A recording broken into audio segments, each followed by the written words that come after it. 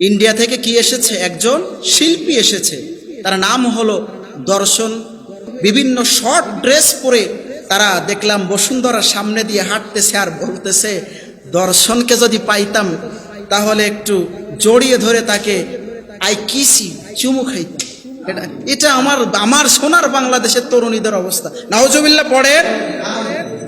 এই ইন্ডিয়ান এই শিল্পী আসার কারণে আমার সোনার বাংলার তরুণ তরুণীরা অর্ধ উলঙ্গ হয়ে বিভিন্ন শর্ট ড্রেস পরে তারা দেখলাম বসুন্ধরার সামনে দিয়ে হাঁটতেছে আর বলতেছে, দর্শনকে যদি পাইতাম তাহলে একটু জড়িয়ে ধরে তাকে আই কিসি চুমু খাইতাম।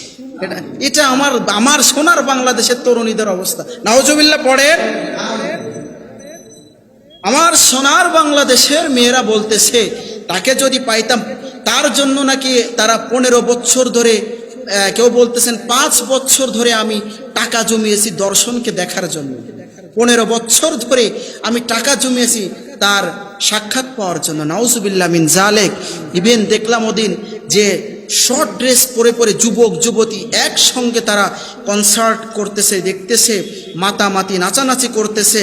মানে আমার এগুলো দেখলে মনে হয় এটা আজকাল একটা জাহান্নামের একটা নমুনা আমাদের চোখের সামনে ভাসতেছে। কথা বলেন ঠিক কিনা?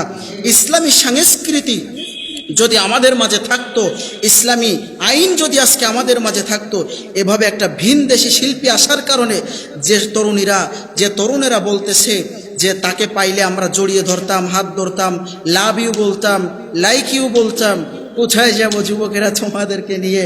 আজকাল এই বাংলাদেশে এই সব তরুণ তরুণীদের জন্য আমাদের দেশটা আল্লাহর গজব আসে, এদের জন্য আমাদের এই দেশে করোনা ভাইরাস আসে, এদের জন্য আমাদের দেশে সামনে শুনলাম একটা নিপা ভাইরাস নাকি এটাও আসতেছে, এদের জন্যই আমাদের দেশে ডেঙ্গু হয়। কথা বলো ঠিক কিনা? সুতরাং আল্লাহর গজব এসব মানুষের জন্য এই সব তরুণ তরুণীরা যারা এভাবে করে বাংলাদেশের ভিতরে একটা যেখানে 92% মুসলমান, সেখানে তারা এ সমস্ত অশ্লীল ভাষা বাক্য ব্যবহার করতেছে। ভিনদেশি শিল্পীকে নিয়ে তারা নাকি স্বপ্ন দেখে, স্বপ্ন দেখার আর মানুষ পাইল না, তাও একটা ভিনদেশি শিল্পীকে নিয়ে। আমার দেশের শিল্পী আর নাই, সব স্বপ্নই দর্শনের। দর্শন কি যে দর্শন দিয়েছে আমি বুঝলাম না। সুতরাং আমার তরুণ তরুণীরা সতর্ক থাকবেন, খবরদার। ওই সময়টাই যদি আপনার গান শুনতে শুনতে নর্তকীদের মতো নাচানাচি করতে করতে যদি আপনার মৃত্যু হয়ে যেত, তাহলে তো নিশ্চয়ই আপনি জান্নাতুল ফেরদাউসে যাইতেন, আমার যেটা মনে হয়, ঠিক না? নর্তকী পানা করার সময় যদি মৃত্যুবরণ করে, সে কিসে যাবে? জান্নাতুল ফেরদাউসে। ওর স্থান জাহান্নামে। ওকে ঘৃণা করবে, বলবে আল্লাহ এসব নর্তকী আমার ভিতরে দিও না, আমার জাহান্নামের অপমান হবে, ঠিক কিনা? এদের জন্য জাহান্নামের আগুন অবধারিত। কেননা আল্লাহ কোরআনুল কারিমে আয়াত নাজিল করেছেন, পর্দার বিধান ফরজ করেছেন। 1 নম্বরে তারা পর্দার ফরজকে লঙ্ঘন করেছেন, 2 নম্বরে তারা জিনা ব্যভিচারে লিপ্ত হয়েছেন পুরুষের সঙ্গে, সেখানে গিয়ে নাচানাচি মাতামাতি করে, 3 নম্বরে তারা দর্শনকে স্বপ্ন দেখে, এই আর এক প্রকার জিনা। এজন্য এই সব তরুণ তরুণীরা সাবধান হয়ে যাও, তওবা করে ফিরে আসো, তোমাদের জন্যই গজব আসে। এবং আমার দেশের এই যে ছোট্ট ছোট্ট কোরআনের পাখিরা কোরআন তিলাওয়াত করে, এদের জন্য আজও এই বাংলাদেশটা, অলি আউলিয়াদের জন্য এই বাংলাদেশটা টিকে আছে, আলেম উলামাদের জন্য এই বাংলাদেশটা আল্লাহর রহমত আজও আছে।